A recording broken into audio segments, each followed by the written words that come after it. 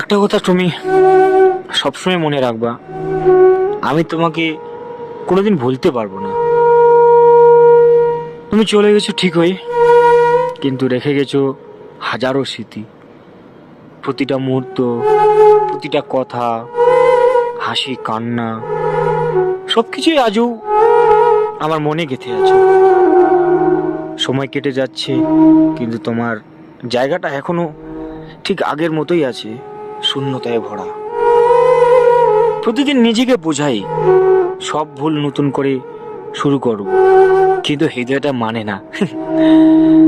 তুমি শুধু একজন মানুষ না, তুমি ছিলে আমার ভালো থাকার কারণ, আমার শান্তির ঠিকানা। আজও রাতে ঘুম ভাঙলে মনে হয়, যদি একটা বার তোমার নাম ধরে ডাকতে পারতাম, যদি তুমি শুনতে, জানতে আমি এখনো ঠিক আগের মতোই ভালোবাসি তোমায়। তুমি ছিলে, আছো, থাকবেই আমার মনে। আমার ভালোবাসার চিরদিন তুমি। যারা বিদেশে থাকেন তারাই বলতে পারবেন যে বিদেশের জীবনটা কতটা আনন্দের আর কতটা বেদনার।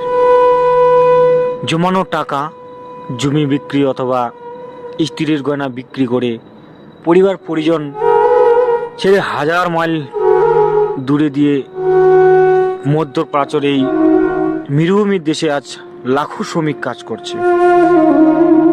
তাদের নিদারুণ দুঃখ কষ্টের কথা দেশের মানুষেরা কতটুকুই বা উপলব্ধি করে। বেশিরভাগ শ্রমিক সামান্য বেতনের চাকরি করে, এক রুমে 15-20 জন করে বসবাস করছে। সন্ধ্যাকালীন রান্না করা ভাত দুপুরে খেয়ে থাকে। এভাবেই তাদের জীবন কাটে। আর 2 বছর পর 2 মাসের ছুটিতে দেশে গিয়ে সবার সাথে মিলিত হওয়ার সুযোগ পায়। কাজ করতে করতে এক সময় অনেক বিদেশি বৃদ্ধ হয়ে যায়, অনেক বিদেশির মৃত্যুবরণ করে। বাস্তবতা এমন এক শিক্ষক যার পাঠ কখনো সহজ হয় না। সময়ের সঙ্গে সঙ্গে এমন কিছু অভিজ্ঞতা হয়েছে যা আমাকে ভিতর থেকে বদলে দিয়েছে।